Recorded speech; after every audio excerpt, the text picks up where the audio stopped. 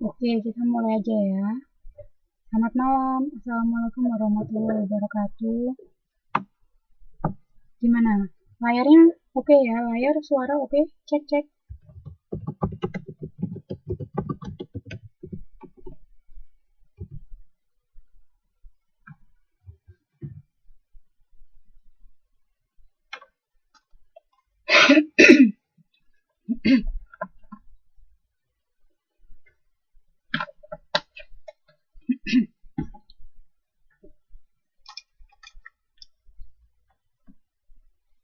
Oke, kita mulai ya. Melanjutkan pelajaran dari minggu lalu. Hari ini agenda kita adalah melakukan wawancara.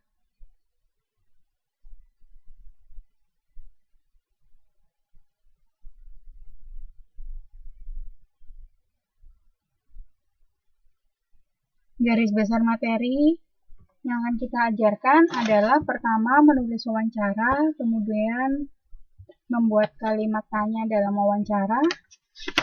Lalu kita juga harus memperhatikan hal-hal yang perlu diberi perhatian khusus saat wawancara. Nah, coba dibuka modulnya halaman 81. Iya, lagi ini apa? Jam mau. Halaman 81.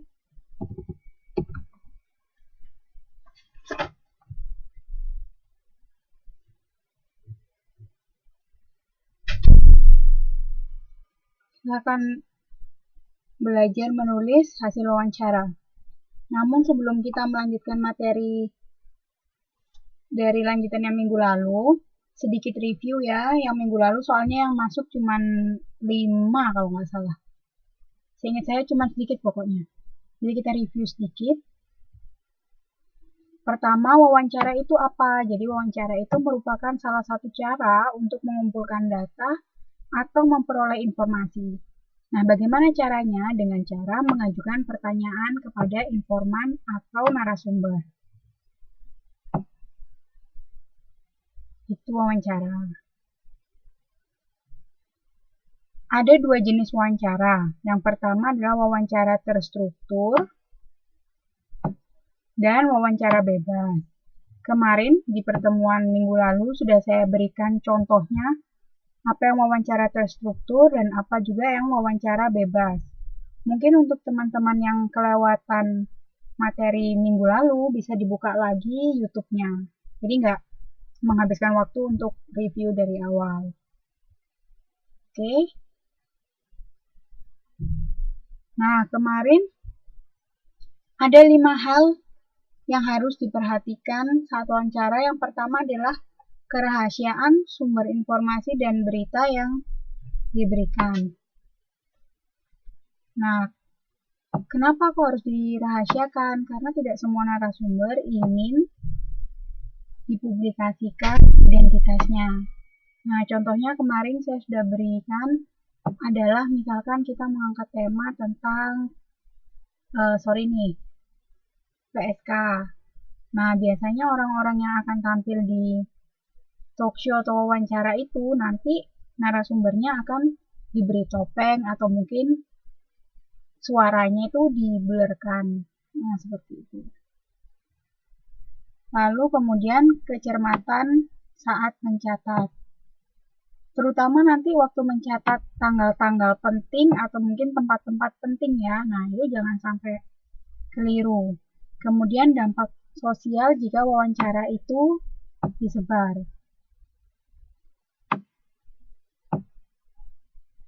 Salah satu hal yang bisa menjadi kendala adalah pelaksanaan wawancara ini, waktu dan tempatnya. Jadi menyamakan jadwal antara narasumber dan kalian sendiri sebagai wartawan.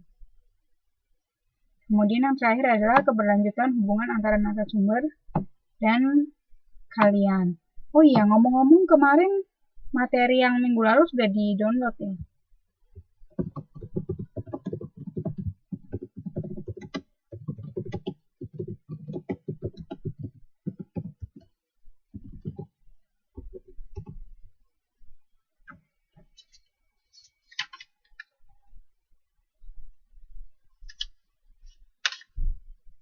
Udah di-download belum ya? Karena materi wawancara ini adalah materi yang penting dan akan saya masukkan ke dalam salah satu soal UAS.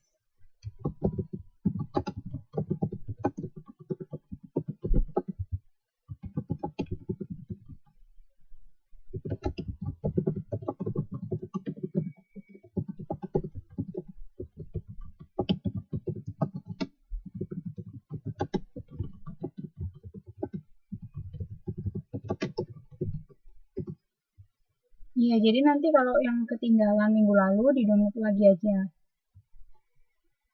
Apalagi yang slide-slide awal ini ya, yang cuma saya review sedikit apa itu wawancara, terus hal-hal yang perlu diperhatikan saat wawancara. Nah, itu nanti dilihat YouTube-nya lagi ya.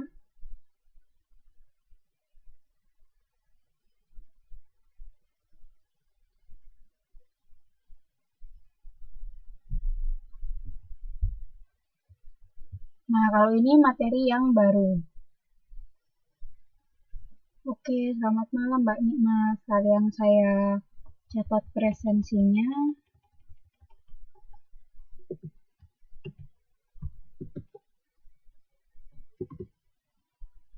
Pertama, apa sih langkah-langkah yang harus dilakukan saat wawancara? Pertama adalah menyusun masalah yang hendak ditanyakan.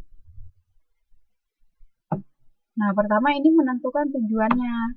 Tujuan kita untuk wawancara itu apa? Nah, misalkan kalian nih ingin melakukan wawancara terhadap seorang juara olimpiade misalkan. Nah, ditentukan dulu temanya, terus masalahnya. Bahkan misalkan kalian memilih satu narasumber yang kalian pilih adalah misalkan sang juara olimpiade matematika, nah, misalkan. Itu pun nanti harus ditekankan lagi materi-materi yang ingin kalian gali.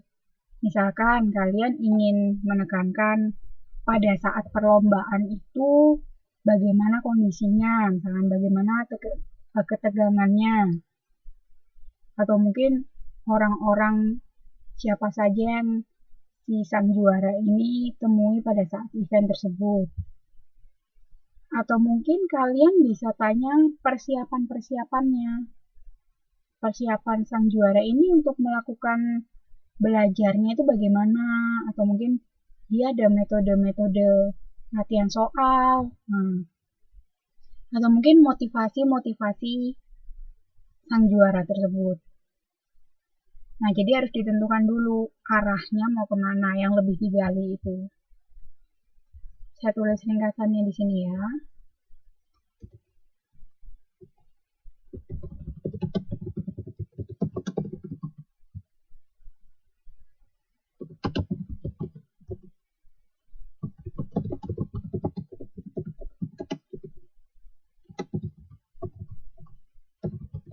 Jadi saat memilih tema atau masalah yang ingin digali, lebih baik difokuskan. Kalau misalkan mau lebih dari beberapa tema, coba dibuat juga runtun.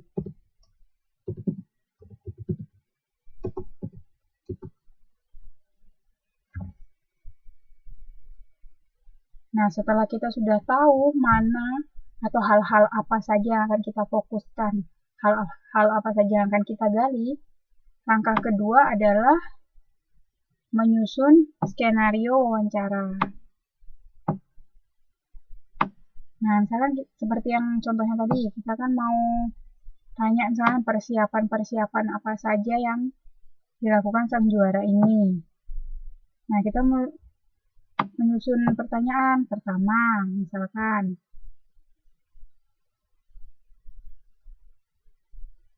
berapa jam dalam sehari Anda belajar matematika, atau mungkin Anda belajar fisika, nah seperti itu. Kemudian, apa metode yang Anda lakukan saat Anda melakukan latihan soal? Ketiga adalah memilih narasumber. Nah, kadang-kadang saat kita sudah menentukan tema, saat kita sudah punya kira-kira kisaran, oh saya mau wawancara yang ini, saya mau wawancara yang ini, itu akan ada beberapa kendala yang akan kita hadapi. Nah, contohnya tadi yang sudah saya sebutkan, kendala jadwal atau menyamakan waktu yang tidak sama dengan jadwal kita. Nah, kan ada pilihan-pilihan narasumber. Nah, misalkan juaranya ini bukan hanya juara satu, ada yang juara dua, ada yang juara tiga. Nah, jenis lombanya kan juga banyak tuh. Bukan hanya yang lomba olimpiade matematika, tapi mungkin ada yang fisika atau kimia. Nah, itu kita juga harus pandai memilih narasumber. Jadi kadang-kadang saat kita wawancara, kita tuh harus terbentur akan kendala-kendala tersebut. Nah, jalan keluarnya memang mau tidak mau kita harus fleksibel. Jadi ini yang caranya memilih narasumber. Nah, yang penting kan kita mau mewawancarai adalah sang juara dari Olimpiade. Kalau memang tidak ada batasannya juara yang keberapa atau mungkin juara dalam mata pelajaran apa, mungkin bisa diperhatikan pilihan-pilihan lainnya. Hal keempat yang tidak kalah pentingnya yaitu melakukan kontak dengan sumber informasi, dengan narasumbernya. Selain melakukan kontak, kita juga harus konfirmasi. Jadi, misalnya kita sudah janjian nih tanggal 13 April. Oh, hari Senin ya, jam sekian, di tempatnya apa, di mana misalkan. Nah, itu kita juga harus melakukan konfirmasi ulang. Kadang-kadang hal-hal seperti ini tuh hal yang sepele, tapi kalau misalkan ini dilupakan, nah itu akan sangat berpengaruh sama jadwal wawancara kita, entah jadwal wawancara kita bisa molor, atau mungkin yang harusnya kita dapat waktu 2 jam karena mungkin telat atau salah konfirmasi, kita hanya mendapat waktu 1 jam. Yang kelima, yang tidak kalah pentingnya adalah memperkenalkan diri dan tujuan wawancara. Nah, si narasumber ini juga harus tahu kemana arah pembicaraannya, jadi kemana tujuan wawancaranya. Jadi, si narasumber akan menjawab pertanyaan kalian itu juga dengan tepat. Kalau kalian memberitahu ini tujuan wawancaranya. Nah, yang baru datang, coba dibuka modulnya halaman 81 ya. Melanjutkan materi yang kemarin, yaitu wawancara. Oke, saya catat presensinya dulu.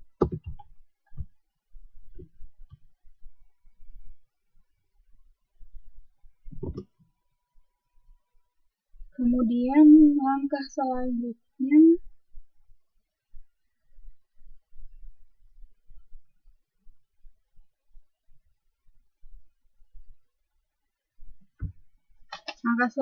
adalah nomor 6. Oh, nomor 6-nya tidak tercantum ya di sini. Sorry nih, nomor 6-nya kayaknya entah saya yang lupa nulis atau mungkin saya nulisnya terlalu ke bawah, jadinya nggak tercantum. Nah, syarat yang ke-6 ada di halaman 81, yaitu memperhatikan persyaratan yang diajukan oleh sumber informasi dan bertindak secara jujur dan objektif. Nah, ini contohnya apa sih? Nah, contohnya seperti ini. Tadi misalkan yang saya sudah berikan contohnya yaitu menjaga kerahasiaan sumber informasi. Nah, kalau misalkan tema yang diangkat itu sensitif, nah seperti contohnya tadi itu para pelaku pekerja seks komersil atau misalkan para pedagang-pedagang nakal yang waktu membuat adonan roti itu menggunakan boraks. Nah, itu kan temanya sensitif ya. Nah, biasanya para narasumbernya ini akan minta ke wartawannya untuk menjaga kerahasiaan identitasnya. Nah, kalau misalkan si narasumber ini sudah mengajukan syarat yaitu untuk dirahasiakan identitasnya. Nah, kita juga sebagai wartawan harus bertindak secara jujur dan objektif. Harus kita penuhi permintaan mereka. Nah, itu yang contohnya yang nomor 6.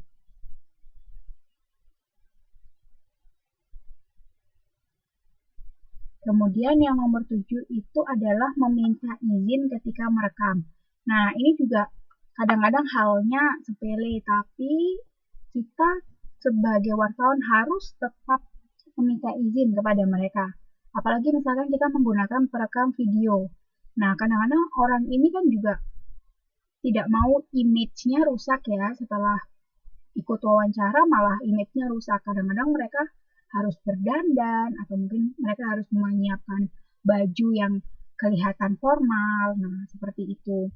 Ataupun juga kalau misalkan pakai video untuk tema yang sensitif tadi, mereka harus pakai topeng.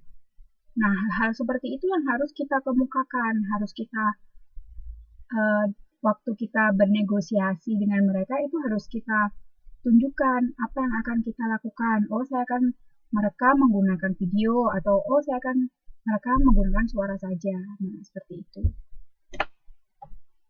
Kemudian yang ke-8 adalah meminta konfirmasi atas catatan yang telah kita lakukan pada saat akhir wawancara. Nah, setelah kita mencatat tadi, kita hendaknya baiknya melakukan konfirmasi sudah benar atau tidak. Karena salah satu hal yang perlu diperhatikan saat wawancara adalah kecermatan pencatatan. Nah, jadi kita memang sebaiknya melakukan konfirmasi.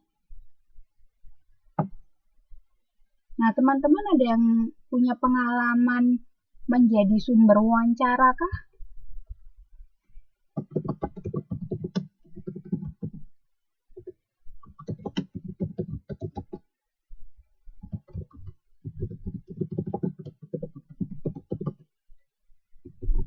Mungkin biasanya anak-anak S1 itu atau misalkan S2 atau mungkin PhD yang biasanya bergerak di bidang psikologi itu biasanya sering tuh menjadikan teman-temannya sendiri atau mungkin rekan kerjanya sebagai objek untuk wawancara. Belum pernah ya?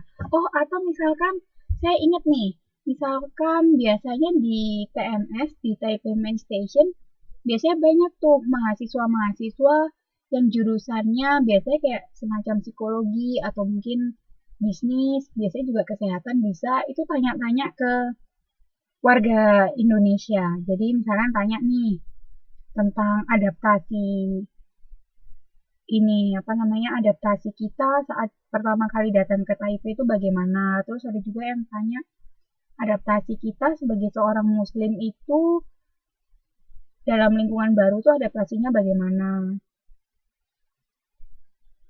Iya, maksudnya jadi narasumber wawancara itu, narasumber itu artinya yang diwawancarai. Narasumber itu artinya adalah sumbernya, sumber yang digali. Kalau boleh tahu Mbak Widya dulu diwawancarinya tentang apa ya? Temanya apa?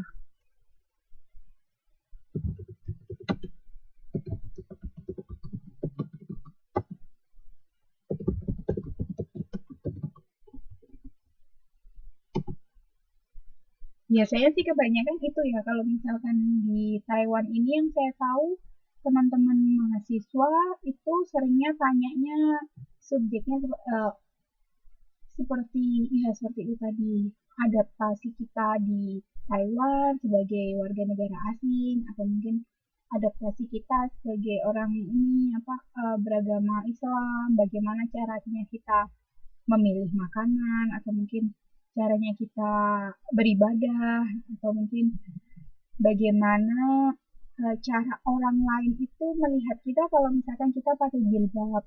Nah, seperti itu. Oh ya, wawancara kerja itu juga bisa. alasan mengapa betah kerja di Taiwan. Oh, seperti itu. Iya, iya, bisa, bisa. Nah, paling tidak sudah ada gambaran ya wawancara itu seperti apa. Jadi wawancara itu adalah seperti tanya jawab.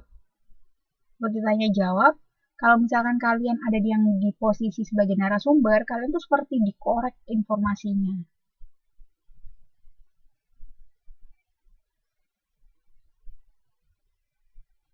Oh iya, di kelas. Nanya tentang sekolah online ya. Iya, oke. Berarti udah ada gambaran ya wawancara itu seperti apa.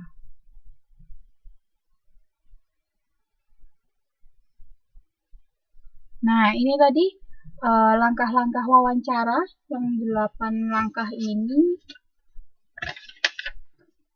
yang ada di halaman 81. Apakah ada yang ingin ditanyakan?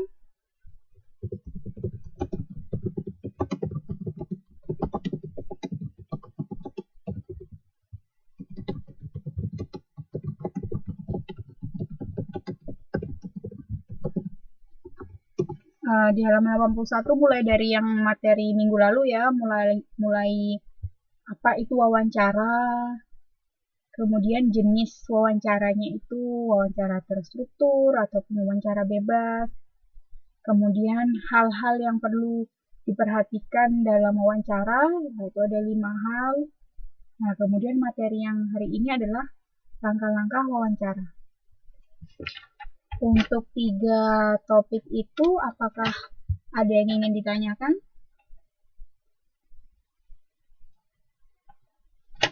Kalau tidak ada, kita lanjut ya.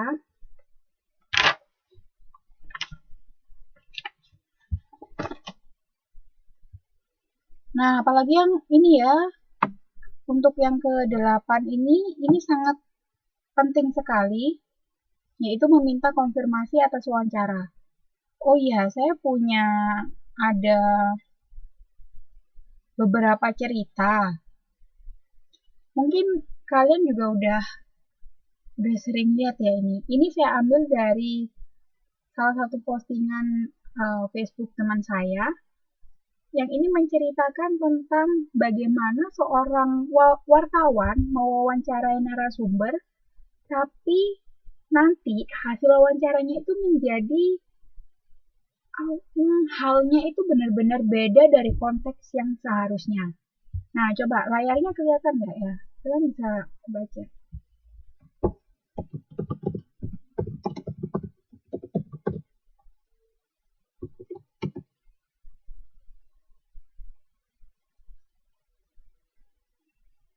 Nah, jadi ini hal yang sedikit menggelitik, jadi lucu-lucu gimana gitu. Jadi ini ada Okina Fitriani, dia mengepost tentang teknik mengutip berita paling mutakhir masa kini. Tapi ini merupakan sindiran. Jadi bukan sebenarnya dia ingin mengkritik berita-berita sekarang ini sangat berbeda dari konteks wawancara yang dilakukan dengan headline ataupun nanti berita yang ditulis itu jadinya bisa jauh berbeda. Nah, seperti ini nih. Teknik mengutip berita paling mutakhir masa kini. Jadi ada oknum wartawan. Jadi dia menegaskan ini ya, oknum. Oknum ini dia hanya berbicara atas salah satu wartawan. Jadi bukan semua wartawan ya. Dia menekankan kata oknum karena tidak semua wartawan seperti itu. Ini hanya cerita saja.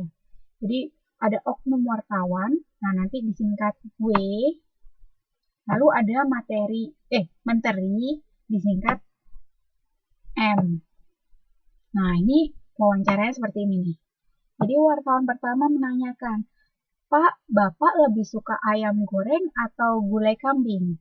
Lalu menterinya menjawab, ayam goreng. Wartawan bertanya, menggali terus informasinya. Pakai tepung atau tidak, Pak? Oh, pakai tepung. Pak Menteri menjawab. Kemudian wartawan pertama bertanya lagi, model ayam KFC itu ya Pak? Pak Menterinya menjawab, ya kurang lebih mirip begitulah. Nah, dari hasil wawancara yang hanya sesingkat ini, tiba-tiba di headline ini ya, berita-berita di koran itu, judul berita di koran itu, tercetak bahwa Menteri M lebih suka ayam goreng KFC model Amerika dan tidak suka gulai kambing tradisional Indonesia. Nah, ini cara menyimpulkan yang terlalu gegabah kalau menurut saya. Karena headline seperti ini akan bisa memancing berita-berita yang salah yang lainnya. Apalagi kalau kita tidak membaca isi beritanya atau bahkan tidak mengikuti isi wawancaranya secara full, secara utuh dari awal sampai akhir. Nah, coba, padahal kan si wartawan ini hanya bertanya, Bapak lebih suka ayam goreng atau gulai kambing, pakai tepung atau tidak. Oh, model yang KFC itu ya, ya mirip begitulah. Tapi tiba-tiba kesimpulan yang dipaparkan atau yang ditulis di media adalah, nah seperti ini. Nah, bukan hanya sampai situ. Kejadiannya lebih parah lagi ketika ada wartawan yang kedua menulis di berita online. Nah, berita online ini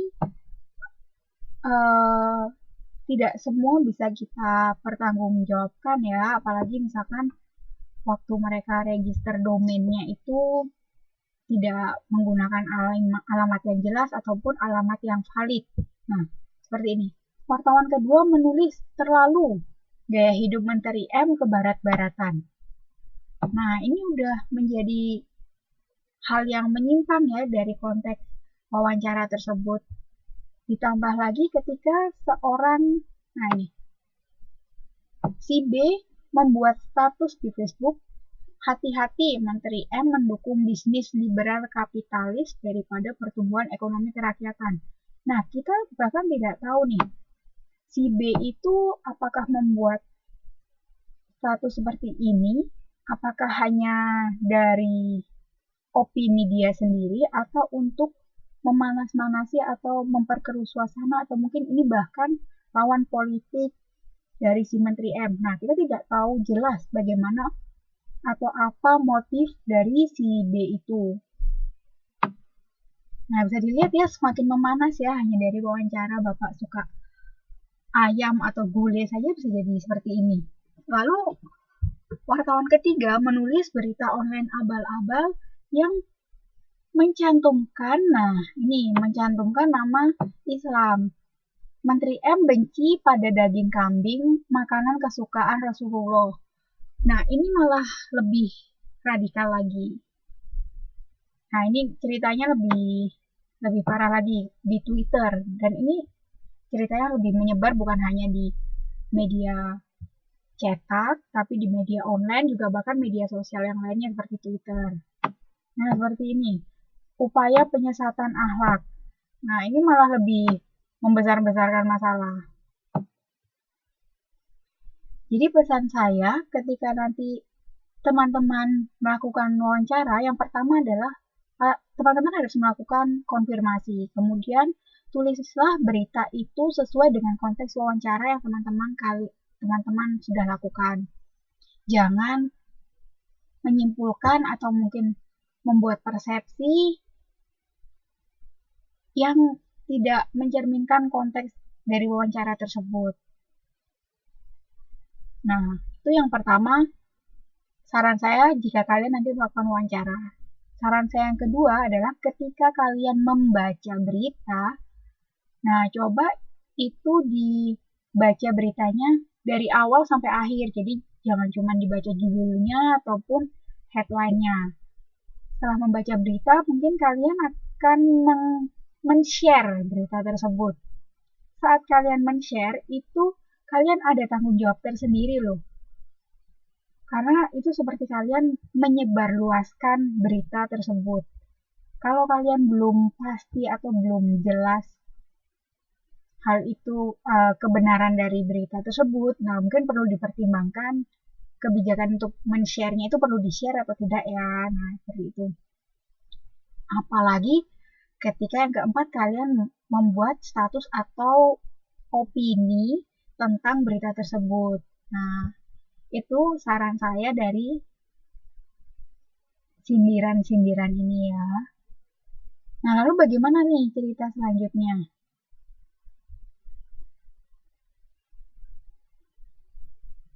Nah, ini terus bergulir ya. Si C menulis blog, kemudian kelompok X dan kelompok Y. Nah, Pak Menteri M ini menerima summary atau mungkin ringkasan berita-berita hari ini dari sekretarisnya. Nah, sekretarisnya kan hanya merangkum saja ya. Pak, ini rangkuman berita-berita Anda tentang seminggu ini. Nah, Pak Menteri ini kaget. Dia membaca headline-nya, mulai dari headline, mulai dari berita yang online tadi, atau mungkin Twitter-Twitternya tadi, mungkin mereka akan membuat hashtag-hashtag tertentu. Nah, Pak Menteri ini, loh, apa salah saya? Nah, seperti itu.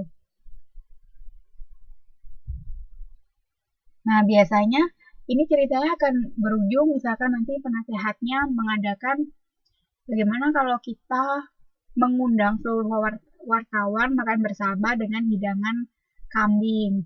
Budgetnya bagaimana? Oh, tentu dengan budget kementerian, kan? Untuk menjaga nama baik Bapak. Nah, seperti itu. Ini adalah cerita atau mungkin sindiran yang bisa kita ambil manfaatnya. Walaupun terlihat sepele, tapi ternyata hal-hal seperti menulis headline yang tidak sesuai konteks dengan wawancara itu bisa berimbas ke berbagai pihak. Nah, ini contohnya ya.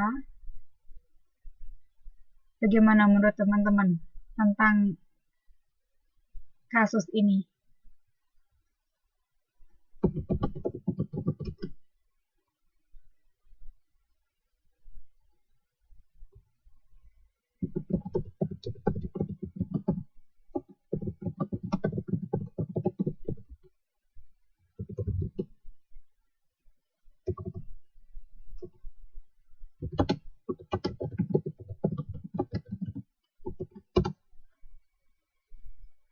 Nah, bagaimana nih teman-teman? Atau mungkin teman-teman pernah mengalami hal ini. Jadi teman-teman pernah membaca berita yang kalian pikir ini lebay banget nih. Nah, kayak gitu.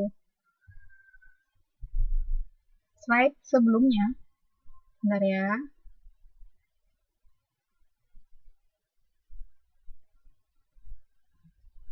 Oh ya, ini jadi ceritanya tuh terus memanas ya, karena kita tahu sendiri zaman sekarang ini orang-orang itu tangannya itu apalagi ini ya, gatel banget buat men-share atau apalagi mengkomen, mengkritik, bahkan tanpa konfirmasi kebenaran berita tersebut.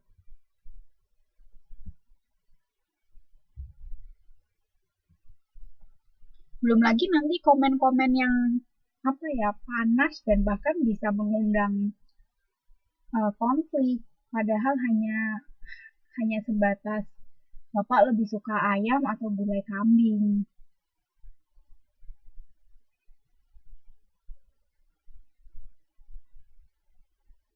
Nah, itu tadi sekilas sindiran atau mungkin share dari teman saya yang membicarakan tentang cara menulis berita. Oke, jadi kita mulai latihan soal ya. Tadi kan udah nggak ada masalah kan? Itu coba layarnya kelihatan nggak ya? Bisa kebaca nggak itu soalnya? Itu ada di halaman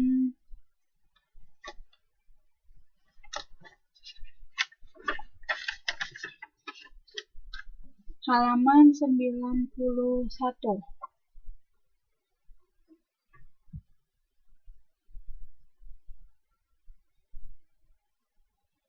Halaman 91 nomor 4. Wawancara yang mengacu pada pedoman wawancara yang telah dipersiapkan sebelumnya, disebut wawancara titik-titik-titik. A. Terstruktur, B. Bebas, C. Individu, D. Terbuka, E. Tertutup. Oke, Mbak Novi menjawab A, Mbak Waryanti menjawab A. Ada yang punya jawaban lain?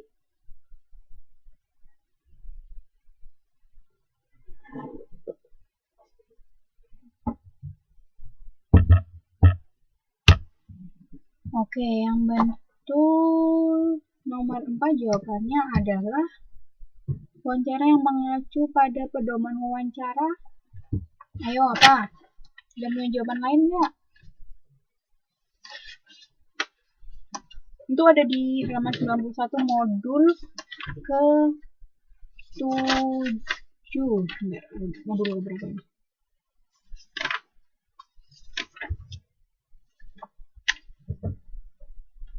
Iya, modul ke-7 halaman 91. Iya, semua kebanyakan menjawab A ya. Ya, itu betul. Jadi wawancara yang mengacu pada pedoman, maksudnya ini wawancara yang ketika melakukan wawancara kita sudah membuat pedomannya dulu. Nah, itu disebut wawancara terstruktur. Yaitu jawabannya A. Ya, betul. Nah, jawabannya A ya. Nah, seperti yang saya bilang kemarin contohnya, jangan terpaku wawancara yang terstruktur itu haruslah wawancara yang formal. Misalkan wawancara yang wartawannya itu membawa teks, lalu kemudian si narasumbernya itu duduk dalam satu meja dan memakai pakaian formal. Nah, bukan seperti itu ya, bukan harus seperti itu ya, karena misalkan contoh wawancara terstruktur itu ini bukan empat mata yang pembawa acaranya Tukul itu juga merupakan contoh wawancara terstruktur walaupun dikemas dalam lelucon-lelucon. Nah, kenapa? Karena si Tukul itu sudah mempunyai skrip atau mungkin panduan wawancara. Jadi pertanyaannya itu sudah disusun. Makanya si Tukul kan bilang gini, kembali ke laptop. Nah, seperti itu. Karena di laptopnya itu sudah tersimpan catatan-catatan pertanyaan-pertanyaan. Nah, itu ya tadi bedanya. Oke, nggak masalah. Oh, Mbak Dian, nomor NIS-nya berapa? Lalu Mbak Sutini, Mbak Dian nomor 57. Oke. Oke, lanjut ya. Sekarang yang nomor 5. Di bawah ini merupakan hal yang bukan termasuk dalam wawancara. A, B, C, D, E. Yang baru datang itu halaman 91 modul 7. Halaman 91 modul 7. Yang bukan termasuk, yaitu apa nih? Menyusun masalah yang hendak ditanyakan. B. Menyusun rencana atau skenario, atau biasanya disebut skrip ya, skrip wawancara. Kemudian memilih orang yang mampu memberikan informasi, melakukan kontak, dan yang ini adalah memulai wawancara tanpa harus memperkenalkan diri terlebih dahulu. Nah, jelas banget ya itu jawabannya ya. Yang nomor 5 itu jawabannya adalah E, elang. Memulai wawancara tanpa harus memperkenalkan diri tersebut. Nah, walaupun kalian nanti memang fokusnya adalah menggali informasi dari narasumber, tapi kalian sebagai ceritanya sebagai wartawannya atau sebagai penggali informasi, kalian juga harus memperkenalkan diri. Nah, misalkan kalian ini seorang siswa dari kejar paket C, tujuannya melakukan wawancara apa? Misalkan saya ingin tahu tentang ini, ataupun misalkan saya ingin menulis tentang analisis apa. Nah, itu dijelaskan contohnya.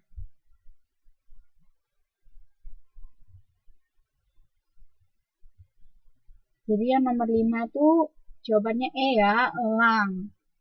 Jadi kalau misalnya nanti wawancara, harus memperkenalkan diri dulu, kemudian memperkenalkan tujuannya.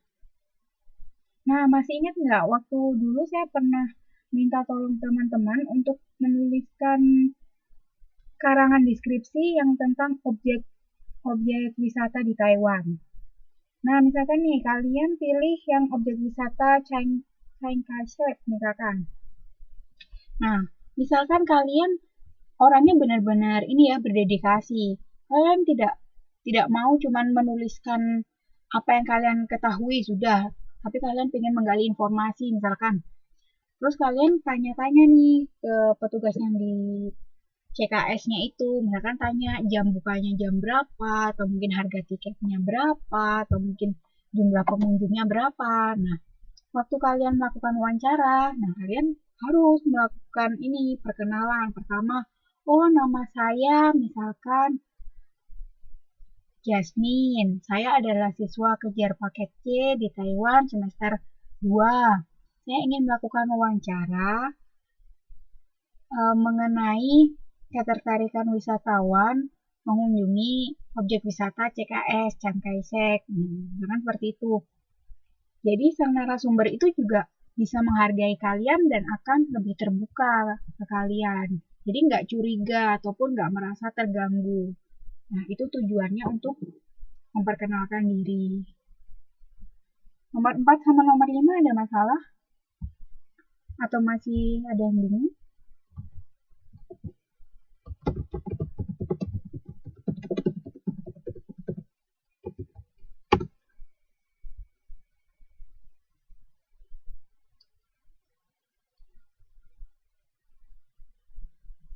Kalau tidak ada masalah, kita lanjut ya. Oke.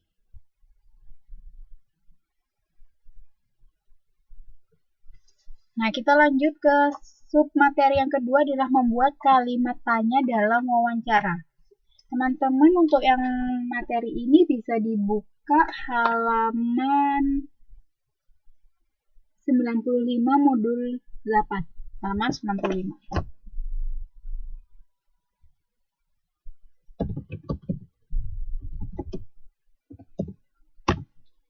Mungkin teman-teman masih ingat ya, waktu pertama kali saya mengajar itu di semester 1, materi pertama kali yang saya sampaikan adalah 5W plus 1H, yaitu membuat kalimat tanya ya. Ada yang masih ingat apa 5W plus 1H?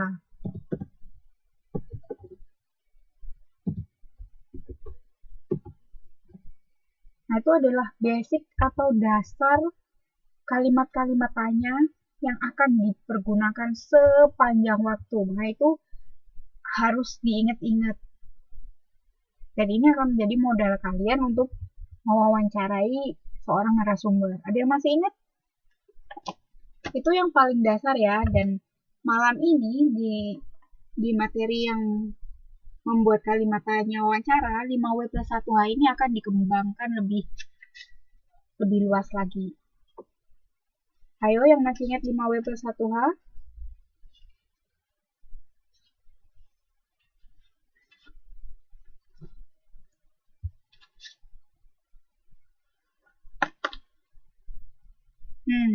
Oke. What, when, who, why, and where. Kurang satu lagi, satu H-nya. H itu H ya. 5W plus 1H. Oke. Berarti masih ingat ya? Oke. Kegunaannya juga masih ingat juga kan ya? Nah, 6 kata tanya itu akan menjadi dasar dari pertanyaan kalian. Nah, lalu nanti sisanya akan kalian modifikasi sesuai dengan kondisi atau mungkin temuan-temuan yang kalian temukan waktu saat melakukan wawancara. Nah, ini ada di halaman 95 ya. Pertama jelas, misalkan apa? Menanyakan objek, benda, hal, atau binatang. Nah, ini nanti bisa kalian kembangkan lagi. Misalkan menjadi hal.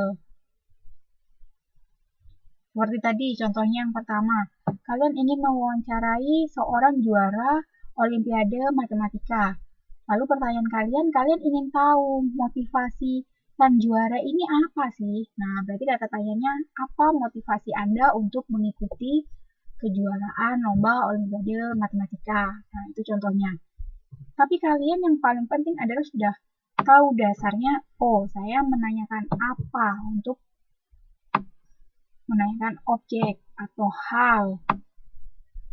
Nah, seperti itu.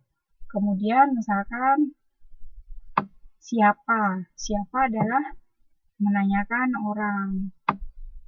Misalnya siapa yang menjadi motivator favorit Anda? Seperti itu. Kemudian kapan? Menanyakan waktu peristiwa.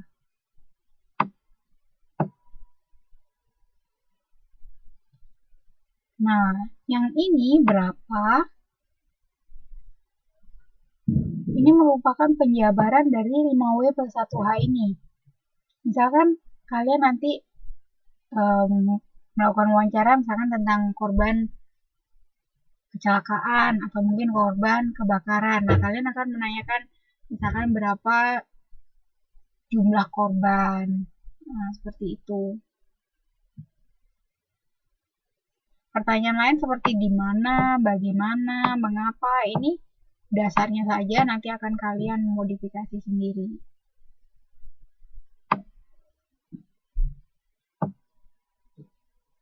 Saya rasa yang untuk pertanyaan ini, kata tanya dasar, ini tidak ada masalah ya.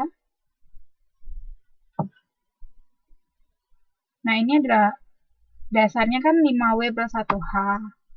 Nah, nanti bisa lagi kalian kembangkan menjadi seperti yang mana. Nah, misalkan seperti tadi pertanyaannya tadi tanya, Anda lebih suka yang mana, ayam atau kambing? Nah, itu kan pertanyaan menanyakan pilihan antara pilihan A atau pilihan B.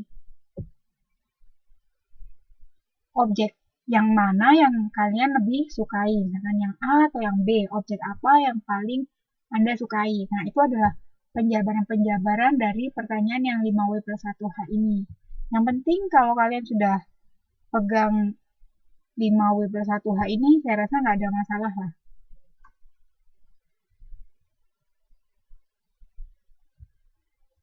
Oke, kita lanjut ya. Nah, ini pertanyaannya, layarnya kelihatan ya. Ini pertanyaannya ada di halaman, sebentar. Ada di halaman 90, modul 7. Nomor 3.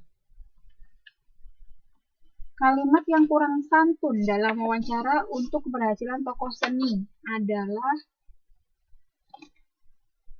Nah, pada saat kalian melakukan wawancara, kalian juga harus ingat ada kode etik yang membatasi kalian untuk bertanya. Ya, walaupun memang tidak pernah tertulis kalian tidak boleh menanyakan hal ini, tapi itu biasanya hal-hal yang tabu atau biasanya lebih baik dihindari, atau bisa saja kalian menyebutkan kata maaf atau misalkan maaf Pak, saya mau bertanya tentang ini. Nah, atau mungkin kalian menyebutkan kalau tidak keberatan saya bertanya tentang seperti itu.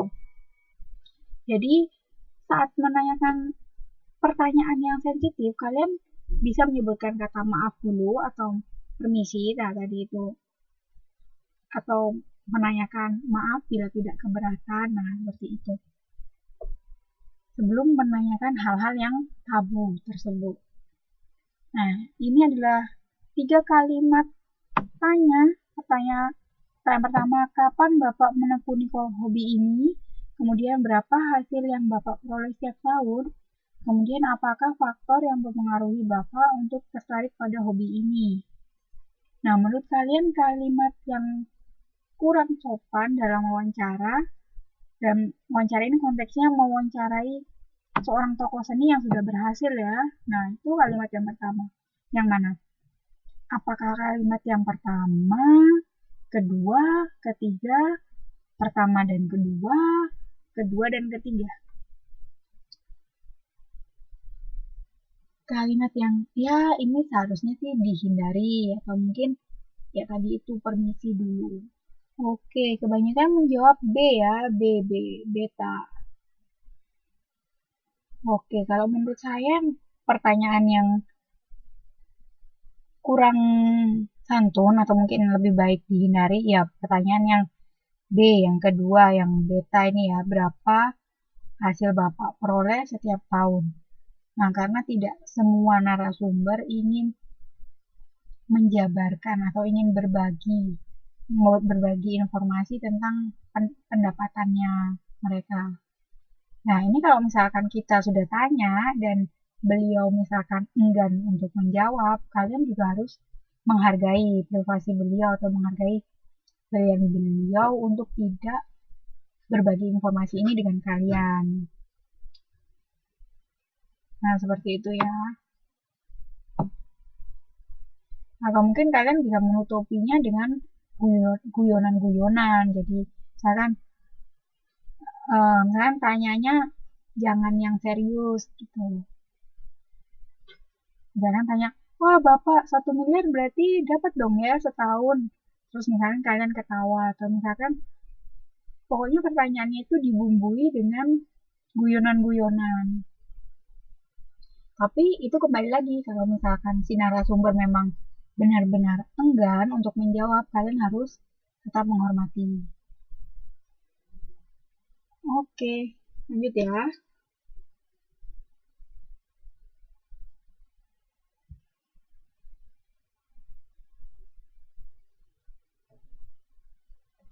Pertanyaannya, kata tanya yang biasa digunakan untuk menanyakan benda. Ini ada di halaman 102.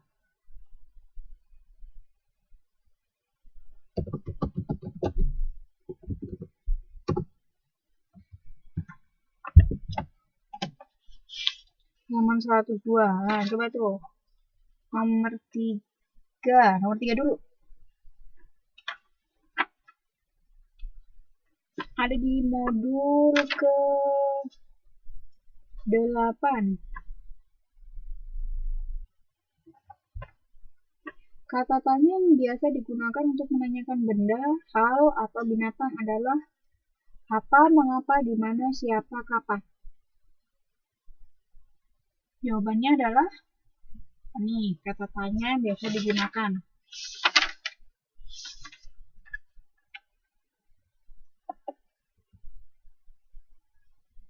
Itu gampang banget ya kayaknya. Kata tanya yang biasa digunakan untuk menanyakan benda adalah apa. Oke, jawabannya A ya. A, alfa. Apa. Lanjut yang nomor 4. Masih tetap di halaman 102. Kalimat tanya yang tepat untuk mendapatkan jawaban seperti yang di atas. Nah, sekarang kalian sudah tahu arah pembicaraannya itu mau mendapatkan yang seperti ini. Nah, lalu kata tanyanya apa nih?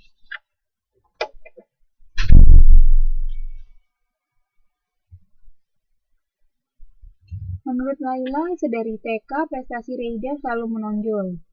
Umur 3 tahun, dia sudah bisa membaca koran.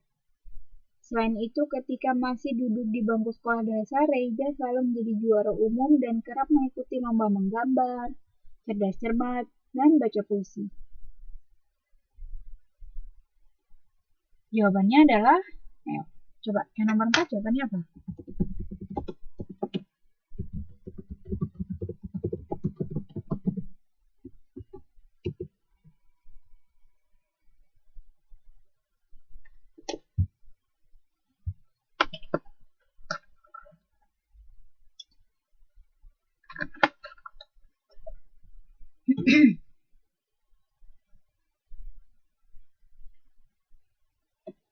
Oke, sebentar.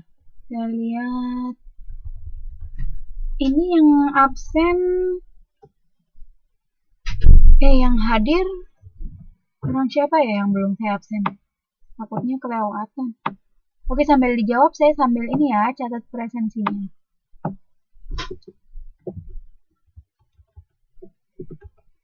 Oh, Mbak Julia, oke.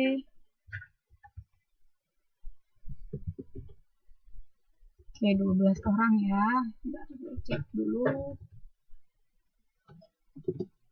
Oke, nomor 4. Udah ketemu jawabannya? Kalimat tanya yang tepat untuk mendapatkan jawaban seperti di atas. Jadi kayaknya kalimat di atas itu si wartawan itu ingin tahu gambaran kecilnya saat si Reida masih kecil itu bagaimana gambarannya. Jadi pertanyaan yang tepat adalah B ya, beta. Bagaimana gambaran masa kecil Reida? Oke, sepertinya tidak ada masalah ya untuk pertanyaan ini.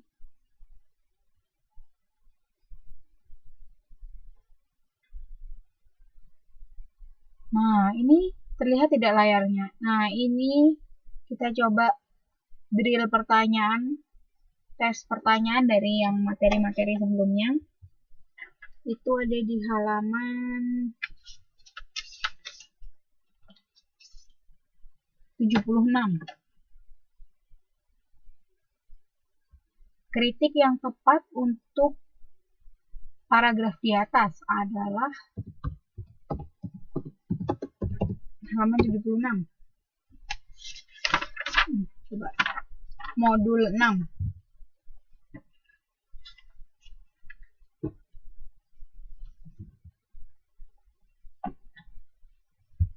Coba terlihat ya itu layarnya.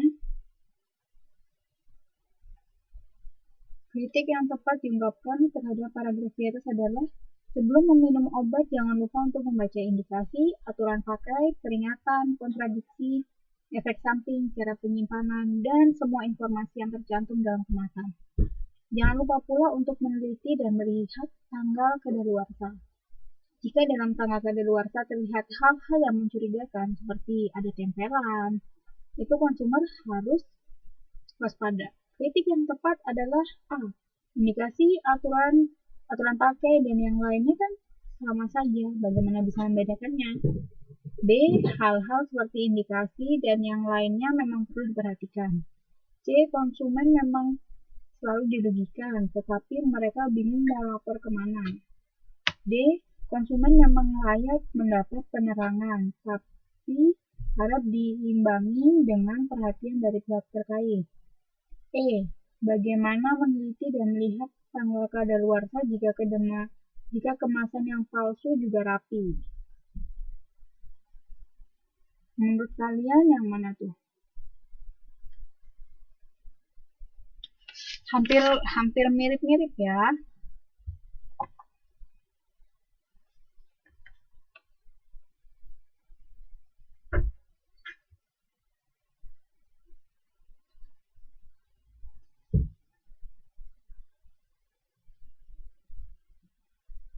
Kalau yang pertama itu indikasi, aturan pakai, dan yang lain kan sama saja. Yang A itu bisa disebut sebagai kritik juga bisa. Nah, kalau yang B itu hal-hal seperti indikasi dan lainnya memang perlu diperhatikan. Nah, kalau yang B, yang beta, hal-hal seperti indikasi itu adalah kalimat dukungan. Yang B, yang pilihan B, sekalian saya review materinya, yang pilihan B adalah contoh kalimat dukungan.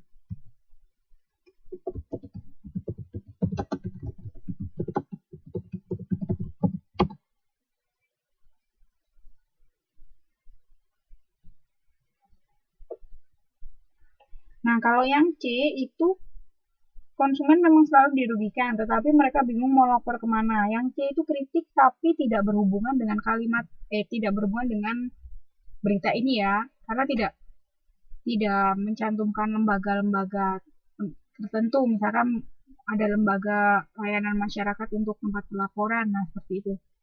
Yang ini yang C bukan. Nah, antara A, D, dan E. Yang delta konsumen memang layak mendapat penerangan, tapi harus diimbangi dengan perhatian dari pihak terkait.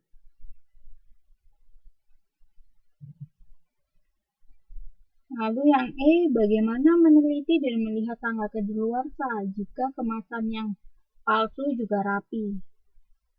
Nah, jadi yang paling bisa menggambarkan kritik untuk berita ini antara A, delta, atau E, antara alfa, delta, atau elang. Teman-teman, coba kita lihat jawabannya teman-teman. Kebanyakan jawabannya Mbak Waryanti menjawab delta. Kebanyakan jawab delta juga ya. Delta. Oke. Yang nomor 3 itu jawabannya delta. Konsumer memang layak mendapat penerangan, tapi harap diimbangi dengan perhatian dari pihak terkait. Nah, itu ya. Ini memang yang nomor 3 ini agak mirip-mirip kritiknya, jadi kita harus benar-benar dibaca berulang-ulang kali dan disamakan sama konteksnya juga. Nah, jadi kalau misalkan kalian nanti tipsnya dari saya, kalau misalkan waktu baca pilihan seperti ini dari A sampai E, pertama dilihat. Yang pertama adalah apa nih pertanyaannya? Kritik ya. Itu yang harus diperhatikan. Yang pertama kritik. Nah, kemudian kalau yang B ini kan adalah kalimat dukungan. Nah, berarti yang B harus dicoret. Kemudian konsumen memang selalu dirugikan, tapi mereka bingung lapor kemana. Nah, ini kan tidak ada tidak ada hal yang menunjukkan bahwa misalkan menyebutkan satu institusi ataupun tidak pula menyudutkan bahwa konsumen ini selalu dirugikan. Nah, berarti yang B atau C ini sudah tidak cocok. Nah, kemudian ini indikasi aturan pakai dan yang lainnya kan sama saja. Bagaimana cara membedakan? Nah, ini yang A kita bisa saja hampir terbujuk di sini. Nah, tapi perlu kita ingat indikasi, aturan pakai, dan lain-lainnya itu kan beda kan? Aturan pakai itu kan berapa kali dosisnya. Nah, seperti itu. Efek samping ini misalkan kan juga beda. Efek samping itu misalkan kalau misalkan obat batuk yang ada paracetamolnya, efek sampingnya adalah kalian akan mengantuk. Nah, seperti itu. Nah, itu bedanya. Nah, yang paling tepat adalah jawabannya yang delta. Itu yang E juga hampir mirip, tapi memang harus latihan ya, harus dibaca berulang-ulang. Jawabannya yang nomor 3 adalah delta. Oke, masih bingung? Enggak ya? Kalau masih ada yang masih bingung?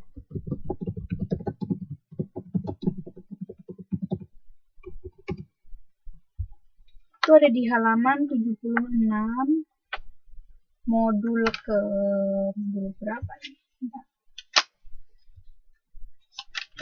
Modul ke-6. Ada yang masih bingung? Kalau tidak, kita lanjut ya.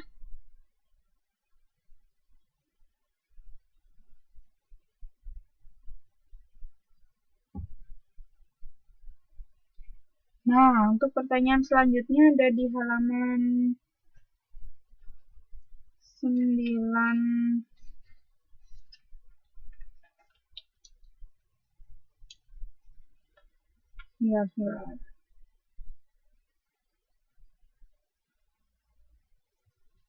Kelihatan nggak layarnya?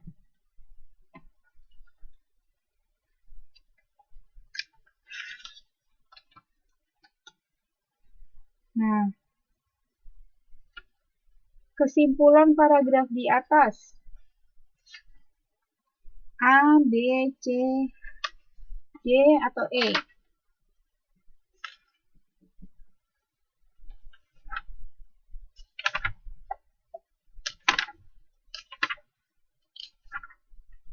Itu ada di halaman 101. 101. Kesimpulan paragraf di atas, seringkali konflik atau gesekan di tengah masyarakat terjadi karena kita kurang sensitif terhadap perasaan dan pendirian orang lain. Nah, ini bacaan yang kemarin itu yang perlunya sensitivitas sudah kita bahas ya. Nah, sekarang kita coba kerjakan soalnya. Sebutlah sebagai misal pendirian rumah peribadatan agama tertentu di tengah masyarakat yang mayoritas beragama lain. Ini tentu bisa menimbulkan sikap curiga, salah paham, dan akhirnya akan memunculkan gesekan di tengah masyarakat. Kesimpulan paragraf di atas adalah A. Sensitivitas diperlukan supaya tidak terjadi konflik. B. Pendirian rumah peribadatan perlu dipertimbangkan dengan kondisi masyarakat. C. Konflik di masyarakat terjadi karena kurang sensitif terhadap perasaan orang lain. D. Kurang sensitif menimbulkan saling curiga. E. Salah paham menimbulkan gesekan di masyarakat. Di halaman 101 nomor 1.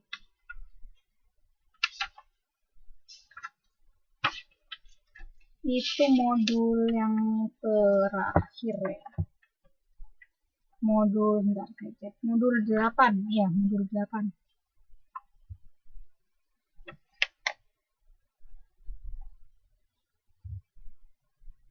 Nah, coba nih kesimpulannya. Jadi kalimat yang bisa merangkum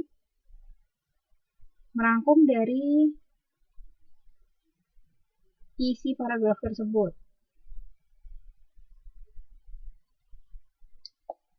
Oke, coba ya.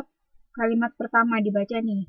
Seringnya konflik terjadi karena kurang sensitif. Kemudian kalimat kedua adalah contoh penjelasannya, yaitu pendirian rumah ibadah. Nah, kemudian ketiga adalah sikap curiga, salah paham, memunculkan gesekan di tengah masyarakat. Jadi menurut kalian kesimpulannya adalah oke, kita cek ya, halaman 101.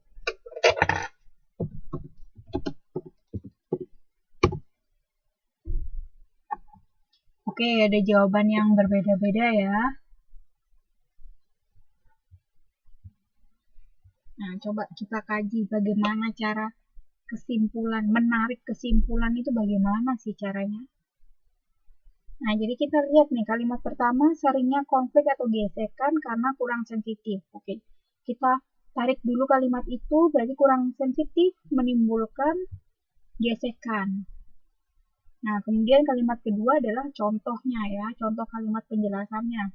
Contohnya peribadatan ini ya, rumah peribadatan.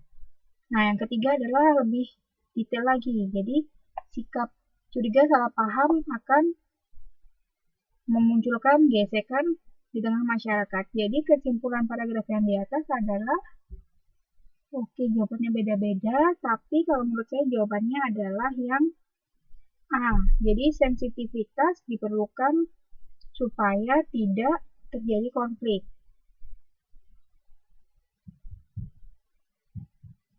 Jawabannya yang A ya. Kenapa kok saya jawab A? Karena ini, coba dilihat. Yang kalimat pertama itu si penulis menjelaskan bahwa biasanya konflik atau gesekan itu timbul karena kita kurang sensitif. Nah, jadi kesimpulannya adalah kita harus sensitif supaya konflik tersebut tidak terjadi. Nah, seperti itu. Kalau yang B ini adalah penjelasan ya, penjelasan. Yang C ini juga hampir mirip, konflik di masyarakat terjadi karena ya ini adalah merupakan salah satu penjelasan ya, tapi kita perlu mengambil kata-kata sensitivitasnya ini ya, diperlukan. Ini hampir mirip sekali, jadi kalau misalkan kalian baca nanti perlu berulang-ulang. Nah, selain dibaca paragrafnya, juga dibaca pilihannya. Nah, coba dari pilihan kalimat A, B, C, D, E ini yang paling merepresentasikan kesimpulan dari paragraf di atas itu yang mana? yang bisa apa ya, setidaknya summary atau mungkin ringkasannya itu yang mana. Nah, seperti itu. Ada yang masih bingung?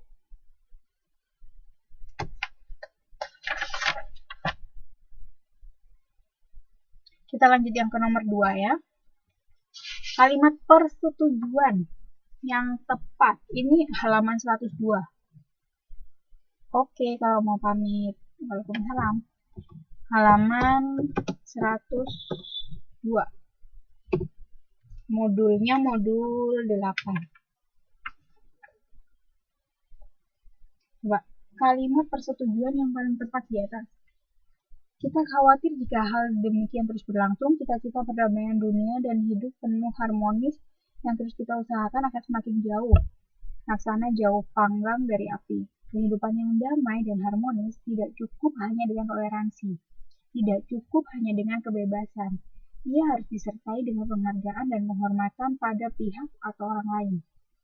Kalimat persetujuannya adalah apa nih?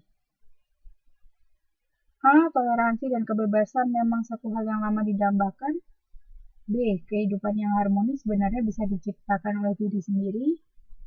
C. Mari kita wujudkan cita-cita perdamaian dunia.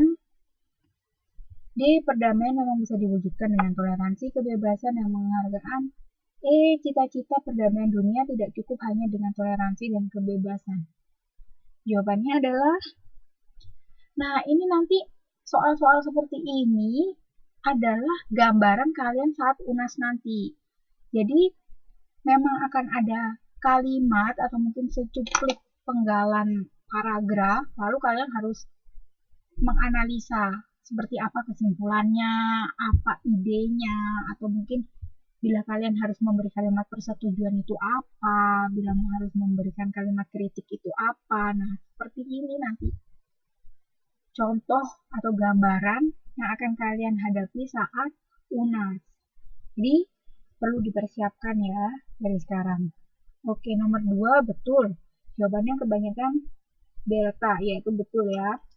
Jadi kalau kalian memang setuju dengan paragraf ini, yang kalian sampaikan adalah jadi perdamaian memang bisa diwujudkan dengan toleransi, kebebasan, dan penghargaan.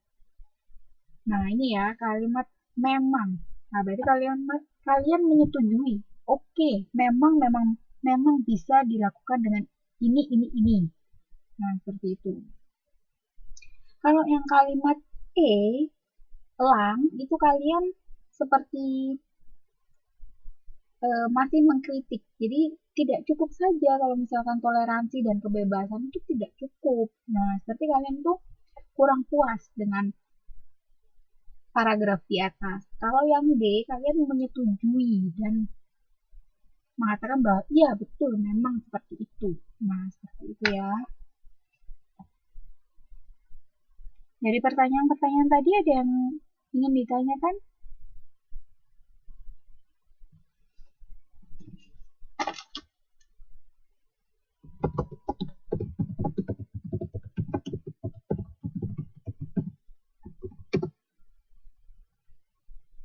Sekali lagi yang ketinggalan materi minggu lalu, terutama yang awal-awal tadi ya, yang wawancara, apa itu wawancara, jenis-jenis wawancara, dan hal-hal yang perlu diperhatikan saat wawancara, coba dibuka uploadan YouTube saya yang minggu lalu.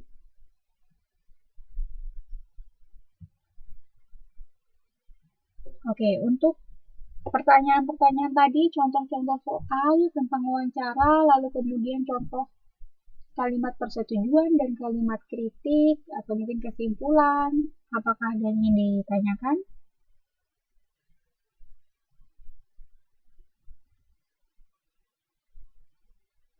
Oke, PPT-nya nanti diupload. Soal yang pertanyaan tadi, ada yang masih dibingungkan? Atau mungkin ada yang masih bingung soal materi-materinya tadi, soal yang melakukan wawancara itu?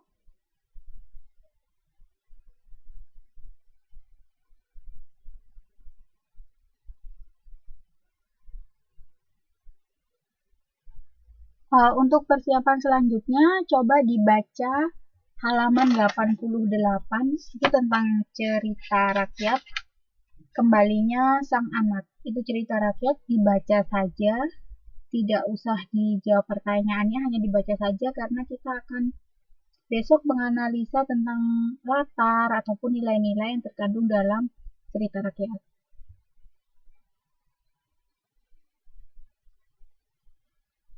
Oke, ini ya. Dibaca halaman 88. Untuk tugas yang ketiga, nah kan saya untuk tugas yang ketiga,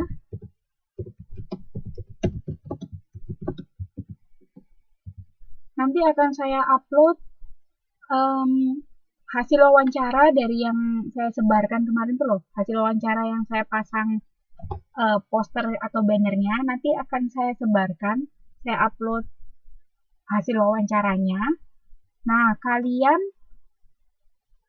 oh ya, kalian tugasnya adalah pura-pura sebagai wartawan. Kalau kalian sebagai wartawan, susunlah 5 pertanyaan yang akan kalian tanyakan ke narasumber.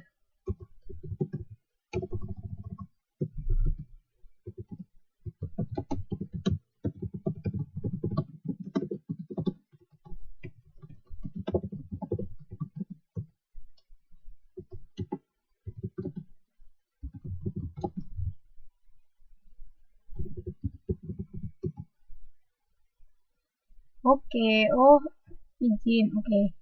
Nah, jadi nanti saya kan sudah cerita beberapa kali ya yang tentang talk show-nya itu, nanti hasil rekamannya untuk teman-teman yang kelewatan, jangan khawatir. Rekamannya akan saya upload. Nah, nanti kalian bisa download atau saya download, bisa download kok, itu bisa download atau bisa dengerin ya. Nah, nanti selama selama pertanyaan selama talk show itu kalian kan pasti ada rasa ingin tahu atau mungkin rasa penasaran akan sesuatu. Nah, kalian bisa tanya. Misalkan kalian pura-pura jadi wartawannya, apa sih hal yang akan kalian tanyakan ke narasumber tersebut? Hanya susun 5 pertanyaan.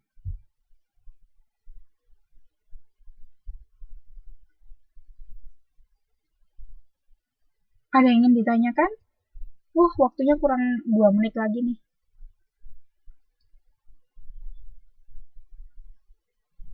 Hanya 5 pertanyaan saja.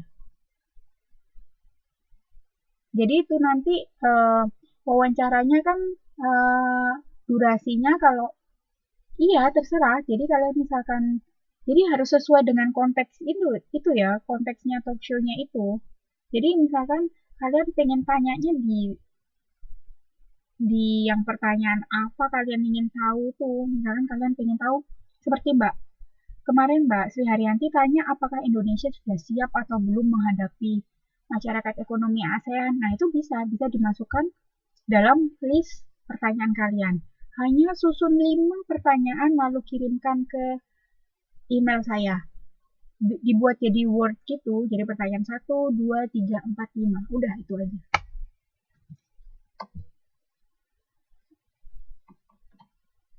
Itu kan wawancaranya panjangnya 2,5 jam, tapi itu kebanyakan ada lagu-lagunya, jadi kayak format radio gitu loh, talk show wawancara radio. Jadi bisa kalian skip skip skip. Nah, kalian nggak mau dengar lagunya bisa di fast forward, dicepetin, di forwardin.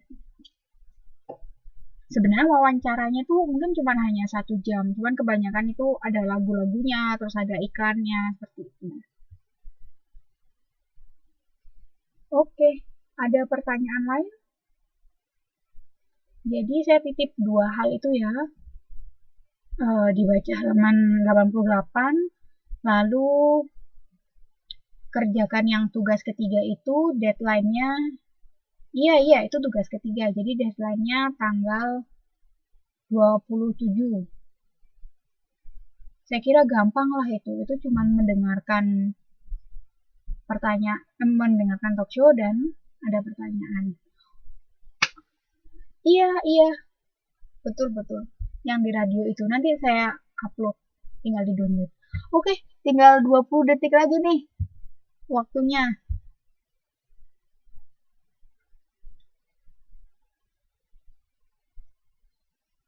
Kalau tidak ada pertanyaan, saya akhiri sampai di sini. Wassalamualaikum warahmatullahi wabarakatuh.